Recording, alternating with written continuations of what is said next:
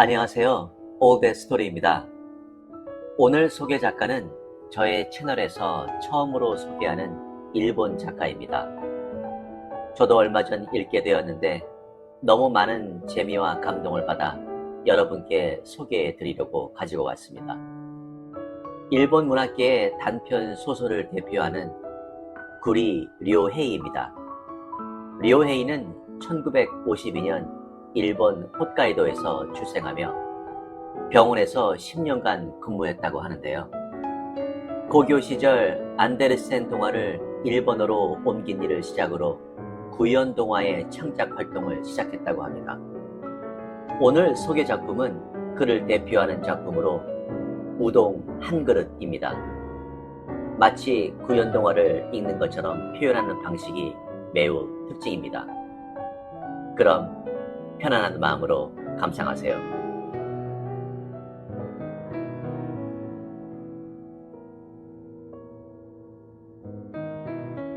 우동 한 그릇, 구리 료헤이. 해마다 섣달 금음날이 되면 일본의 우동집들은 1년 중 가장 바쁠 때이다. 삿포로에 있는 우동집 북해정도 이날은 아침부터 눈꽃 뜰 새 없이 바빴다. 이날은 1년 중 마지막 날이라서 그런지 밤이 깊어지면서 집으로 돌아가는 사람들의 발걸음도 빨라졌다. 그러더니 10시가 지나자 손님도 뜸해졌다. 묵뚝뚝한 성격의 우동집 주인 아저씨는 입을 꼭 다문 채 주방의 그릇을 정리하고 있었다. 그리고 남편과는 달리 상냥해서 손님들에게 인기가 많은 주인 여자는 임시로 고용한 여 종업원에게 특별 보너스와 국수가 담긴 상자를 선물로 주어 보내는 중이었다. 여꼬양, 오늘 정말 수고 많이 했어요. 새해 복 많이 받아요. 네, 아주머니도 새해 복 많이 받으세요. 여꼬양이 돌아간 뒤 주인 여자는 한껏 기지개를 펴면서 이제 2시간도 안 돼요. 새해가 시작되는구나. 정말 바쁜 한 해였어.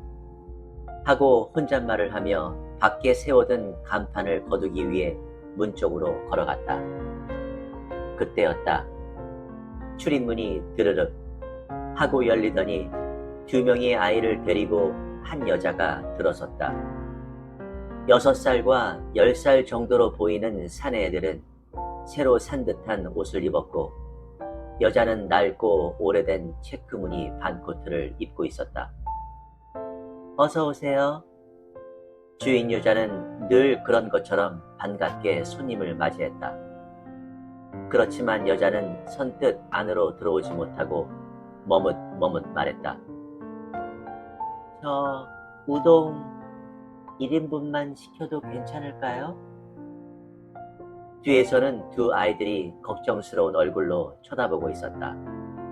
3 사람은 다 늦은 저녁에 우동 한 그릇 때문에 주인 내외를 귀찮게 하는 것은 아닌가 해서 조심스러웠던 것이다. 하지만 그런 마음을 알아차렸는지 주인 아주머니는 얼굴을 찡그리기는커녕 화난 얼굴로 이렇게 대답했다. 네, 자, 이쪽으로. 난로 바로 옆에 2번 식탁으로 안내하면서 주인 여자는 주방 안을 향해 소리쳤다. 여기 우동 1인분이요. 갑작스런 주문을 받은 주인 아저씨는 그릇을 정리하다 말고 놀라서 잠깐 일행 3 사람에게 눈길을 보내다가 곧 이렇게 대답했다. 네, 우동 1인분 갑니다요.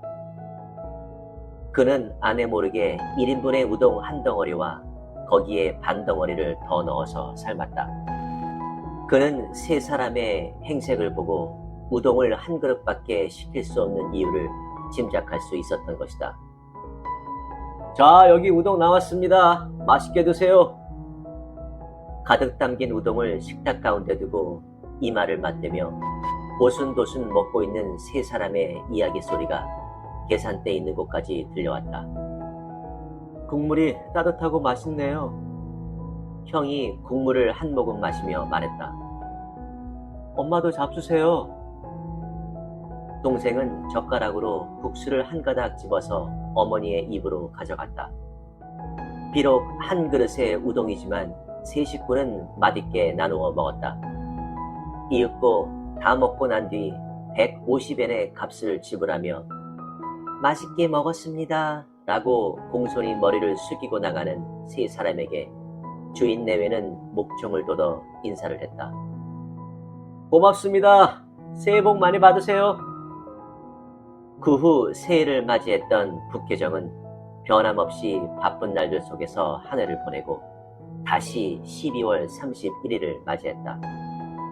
지난해 이상으로 몹시 바쁜 하루를 보내고 10시가 지나 가게 문을 닫으려고 하는데 드르륵 하고 문이 열리더니 2명의 사내 아이를 데리고 한 여자가 들어왔다. 주인 여자는 그 여자가 입고 있는 체크 무늬의 반코트를 본 순간 1년 전 섣달 금음날 문 닫기 직전에 와서 우동 한 그릇을 먹고 갔던 그 손님이라는 걸 알았다. 여자는 그날처럼 조심스럽고 예의 바르게 말했다. 저 우동 1인분입니다만 괜찮을까요? 물론입니다. 어서 이쪽으로 오세요. 주인 여자는 작년과 같이 2번 식탁으로 안내하면서 큰 소리로 외쳤다. 여기 우동 1인분이요. 주방 안에서 역시 세 사람을 알아본 주인 아저씨는 밖을 향하여 크게 외쳤다. 네, 우동 1인분 나갑니다. 그러고 나서 막 꺼버린 가스레인지에 불을 붙였다.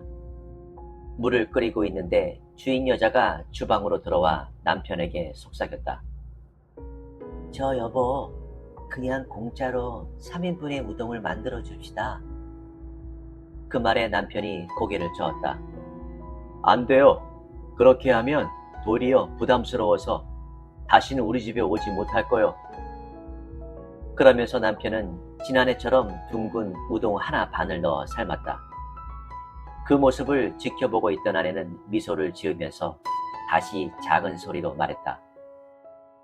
여보, 매일 묵뚝뚝한 얼굴을 하고 있어서 인정도 없으려니 했는데 이렇게 좋은 면이 있었구려. 남편은 들은 척도 않고 입을 다문 채 삶아진 우동을 그릇에 담아서 세 사람에게 가져다 주었다. 식탁 위에 놓인 한 그릇의 우동을 둘러싸고 도란도란하는 세 사람의 이야기 소리가 주방 안의 두 부부에게 들려왔다. 아, 맛있어요, 엄마. 동생이 우동가락을 우물거리며 씹으며 말했다. 올해에도 이 가게의 우동을 먹게 되네요. 동생이 먹는 모습을 대견하게 바라보던 형이 말했다. 내년에도 먹을 수 있으면 좋으련만. 어머니는 순식간에 비워진 우동 그릇과 대견스러운 두 아들을 번갈아 바라보며 입속으로 중얼거렸다. 이번에도 우동값을 내고 나가는 세 사람의 뒷모습을 향해 주인 내외는 약속이라도 한 것처럼 큰 소리로 외쳤다. 고맙습니다. 새해 복 아주 많이 받으세요. 그 말은 그날 내내 수십 번도 더 되풀이한 인사였지만 주인 내외의 목소리는 어느 때보다도 크고 따뜻함을 담고 있었다. 다음 해 섣달 금음날 밤은 어느 해보다 더욱 장사가 잘 되는 중에 맞이하게 되었다.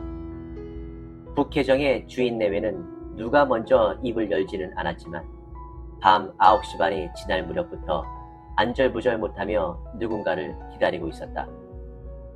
10시가 지나자 종업원을 귀가시킨 주인 아저씨는 벽에 붙어있던 메뉴를 차례차례 뒤집었다. 금년 여름부터 값을 올려 우동 200엔이라고 쓰여져 있던 메뉴가 150엔으로 바뀌고 있었다. 이번 식탁 위에는 이미 30분 전부터 예약석이란 팻말이 놓여졌다. 이윽고 10시 반이 되자 손님의 발길이 끊어지는 것을 기다리고 있기라도 한 것처럼 어머니와 두 아들, 그 세 사람이 돌아왔다. 형은 중학생 교복, 동생은 작년에 형이 입고 있던 점퍼를 헐렁하게 입고 있었다. 두 형제 다 몰라볼 정도로 성장해 있었는데 아이들의 엄마는 여전히 색이 바랜 체크무늬 반코트 차림 그대로였다. 어서 오세요. 역시 웃는 얼굴로 맞이하는 주인 여자에게 어머니는 조심스럽게 예의 바르게 물었다. 저 우동 2인분이라도 괜찮겠죠? 네, 어서 자, 이쪽으로. 세 사람을 2번 식탁으로 안내하면서 주인 여자는 거기 있던 예약석이란 팻말을 슬그머니 감추고 주방을 향해서 소리쳤다. 여기 우동 2인분이요. 그 말을 받아 주방 안에서 이미 국물을 끓이고 기다리고 있던 주인 아저씨가 큰 소리로 외쳤다. 네, 우동 2인분 금방 나갑니다. 그는 끓는 국물에 이번에는 우동 3덩어리를 던져 넣었다. 두 그릇의 우동을 함께 먹는 세 모자의 밝은 목소리가 들려왔다. 그리고 세 사람은 어느 해보다도 활기가 있어 보였다. 그들에게 방해될까봐 조용히 주방 안에서 지켜보고 있던 주인 내외는 우연히 눈이 마주치자 서로에게 미소를 지으며 흐뭇한 표정을 지어 보였다. 평소에는 묵뚝뚝하던 주인 아저씨도 이 순간만큼은 기분 좋게 웃고 있었다. 세 사람의 대화는 계속되었다. 시로도야, 그리고 준아, 오늘은 너희들에게 엄마가 고맙다는 말을 하고 싶구나. 고맙다니요? 무슨 말씀이세요? 형인 시로도가 물었다. 어머니의 말이 이어졌다.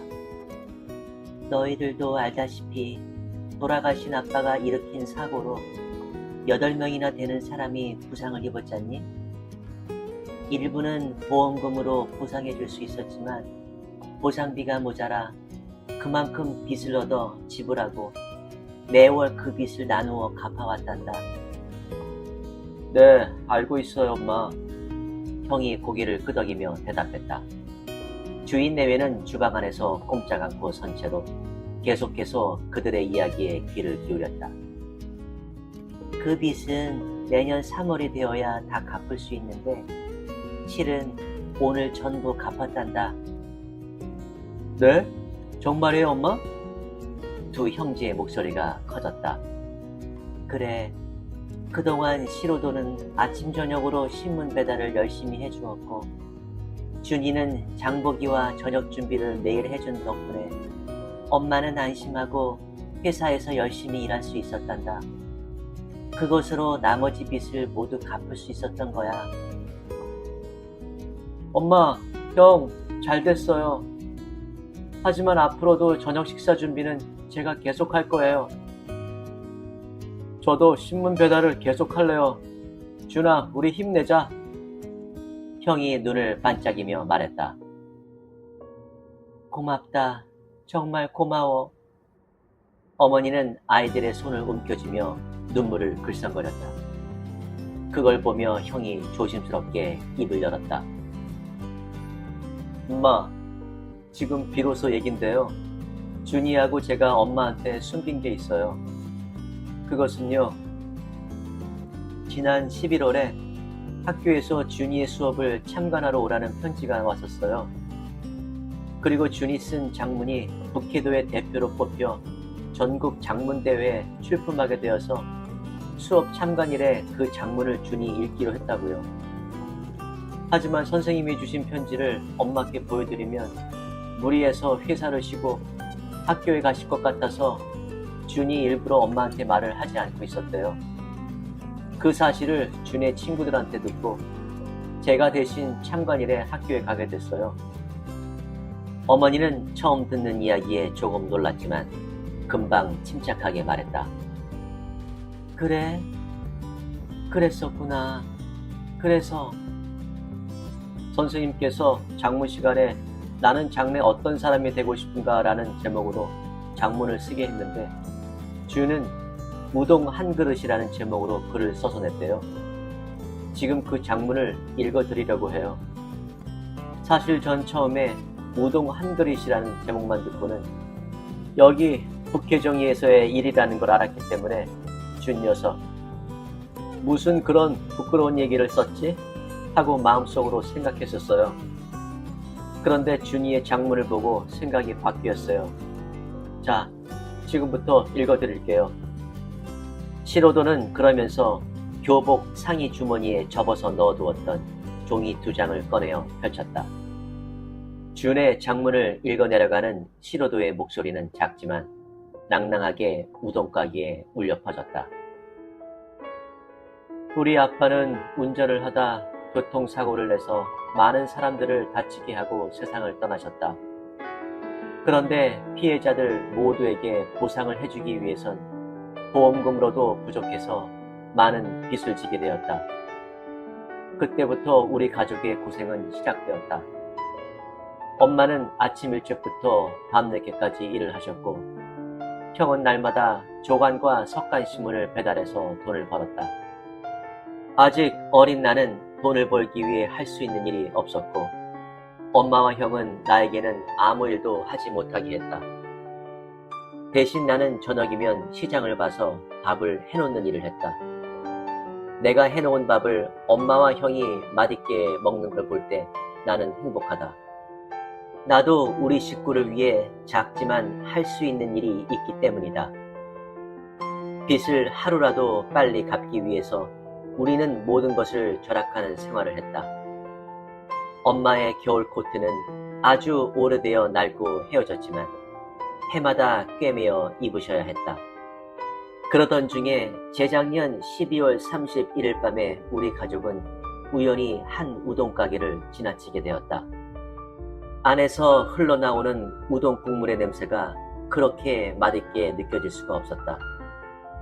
우리 형제의 마음을 알았는지 엄마는 우리에게 우동을 사주시겠다고 했다. 우리는 그 말이 반갑고 고마웠지만 우리 형편을 잘 알고 있었기 때문에 선뜻 가게 안으로 들어갈 수가 없었다.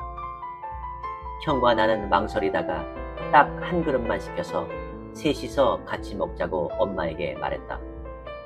한 그릇이라도 우리에게 우동을 먹이고 싶었던 엄마와 우동 국물 냄새에 마음에 끌린 우리 형제는 가게 안으로 들어섰다.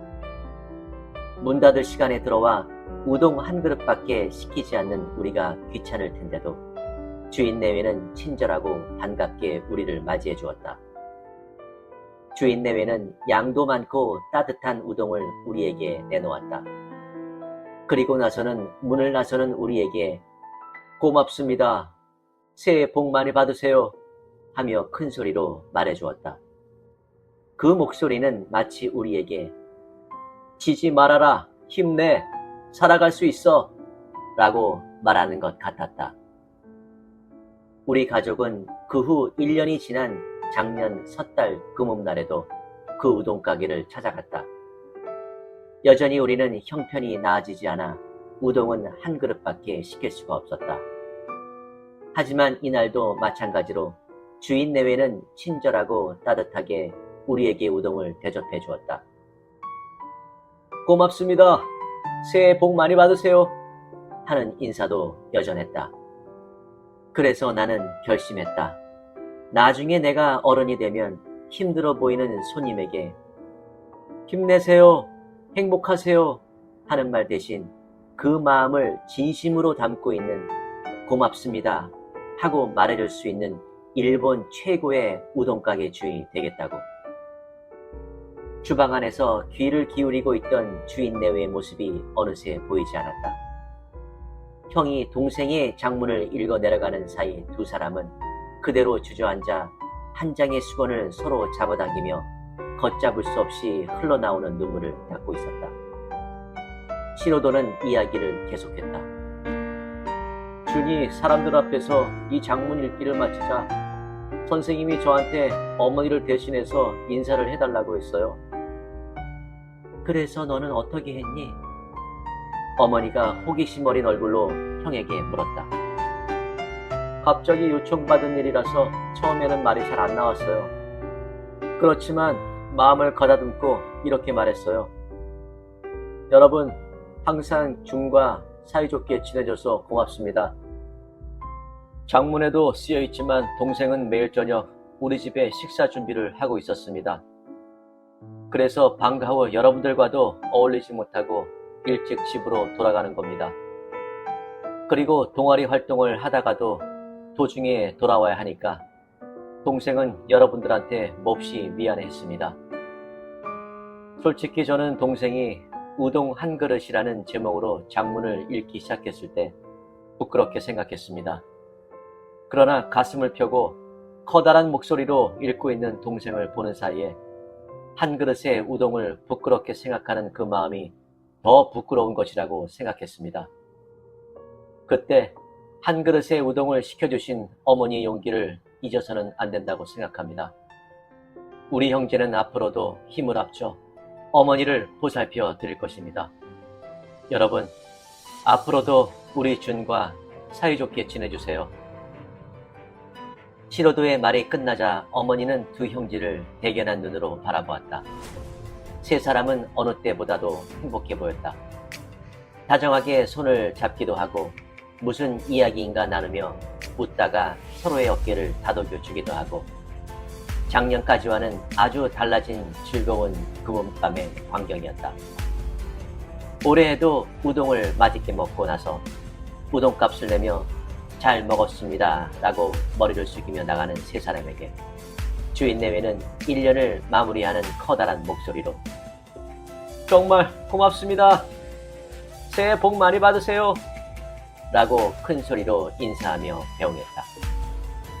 다시 1년이 지나 섣달 금음날이 되자 북혜정의 주인 내외는 밤 9시가 지나고부터 예약성이란 팻말을 2번 식탁에 올려놓고 세 사람을 기다렸다. 그러나 그들은 끝내 나타나지 않았다. 다음 해에도 그 다음 해에도 2번 식탁을 비워놓고 기다렸지만 세 사람은 여전히 나타나지 않았다. 시간이 갈수록 북혜정은 장사가 잘 되어 가게 내부 장식도 멋지게 꾸미고 식탁과 의자도 새로 바꿨지만 2번 식탁만은 그대로 남겨두었다.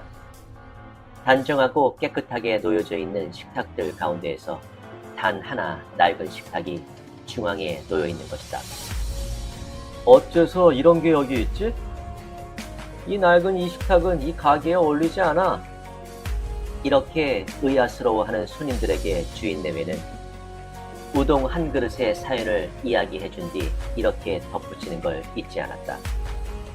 우리는 이 식탁을 보면서 그때 그 사람들에게 받았던 감동을 잊지 않으려고 합니다.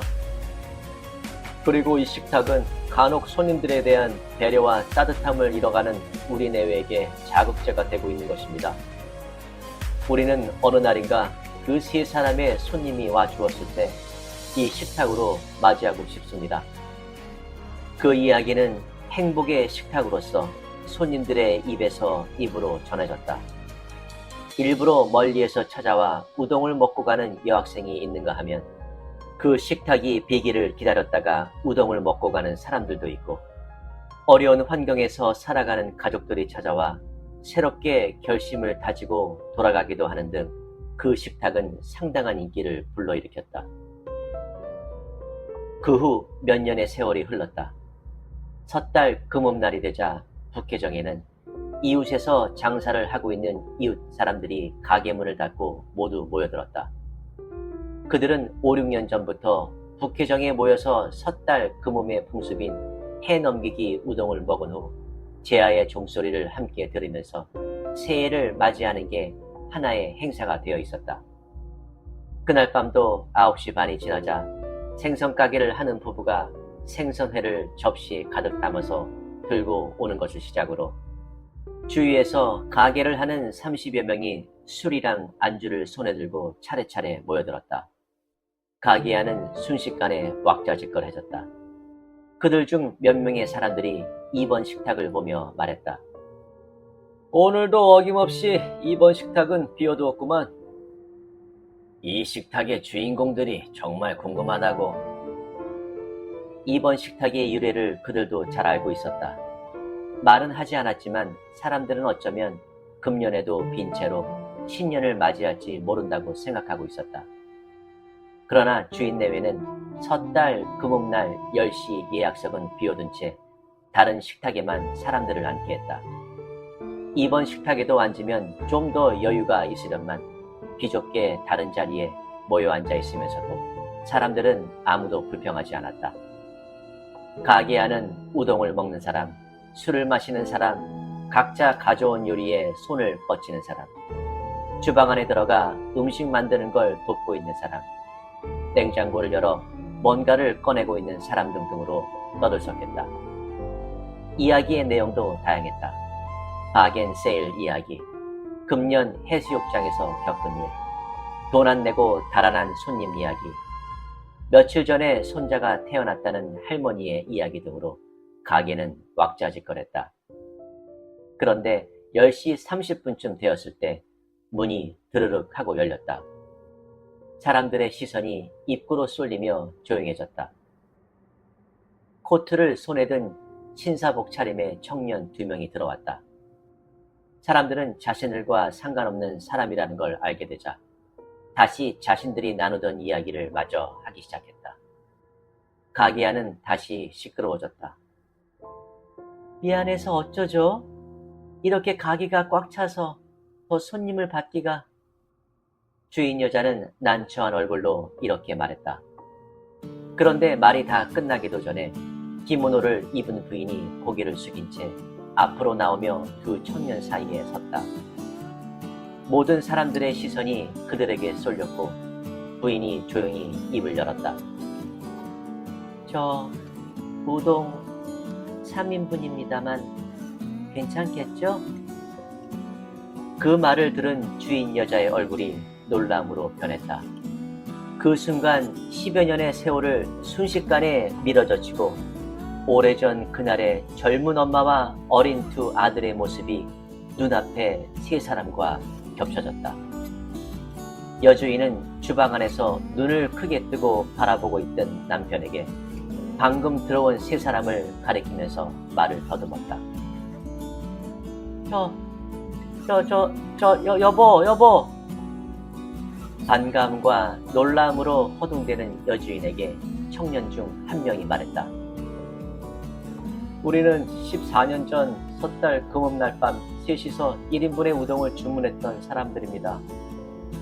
그때 한 그릇의 우동에 용기를 얻어 세 사람이 손을 맞잡고 열심히 살아갈 수가 있었습니다. 그 후 우리는 이곳을 떠나 외가가 있는 시가현으로 이사를 했습니다. 저는 금년에 의사 국가시험에 합격하여 대학병원의 소아과 의사로 근무하고 있었습니다. 그리고 내년부터는 이곳에서 멀지 않은 종합병원에서 근무하게 되었습니다. 그 병원에 인사도 하고 아버님 묘에도 들을 겸해서 왔습니다. 그리고 우동집 주인은 되지 않았습니다만 은행원이 된 동생과 상의해서 지금까지 저희 가족의 인생 중에서 가장 사치스러운 계획을 실행에 옮기기로 했습니다. 그것은 섣달 금음날 어머니를 모시고 셋이서 이곳 북해정을 다시 찾아와 3인분의 우동을 시키는 것이었습니다. 고개를 끄덕이면서 듣고 있는 주인 내외의 눈에서 어느새 뜨거운 눈물이 넘쳐 흘렀다. 입구에서 가까운 거리에 식탁에 앉아있던 야채가게 주인이 처음부터 쭉 지켜보고 있었다. 급한 마음에 우동을 씹지도 않고 꿀꺽하고 삼키며 일어나 모두에게 들릴 정도로 외쳤다. 여봐요, 주인 아주머니! 뭐하고 있어요? 10여 년간 이날을 위해 준비해놓고 기다리고 기다린 섣달 금음날 10시 예약석이잖아요. 어서 안내를 하세요, 안내를! 야채가게 주인의 말에 비로소 정신을 번뜩 차린 여주인이 그제야 세 사람에게 가게 안의 2번 식탁을 가리켰다. 정말 잘 오셨어요. 자, 어서. 여보, 2번 식탁에 우동 3인분이요. 주방 안에서 얼굴을 눈물로 적시고 있던 주인 아저씨도 정신을 차리고 큰 소리로 외쳤다. 네, 우동 3인분 나갑니다. 그 광경을 지켜보며 가게 안에 모여있던 사람들이 환성과 함께 박수를 보냈다. 가게 밖에는 조금 전까지 흩날리던 눈발도 그치고 북해정이라고 쓰인 천 간판이 바람에 휘날리고 있었다.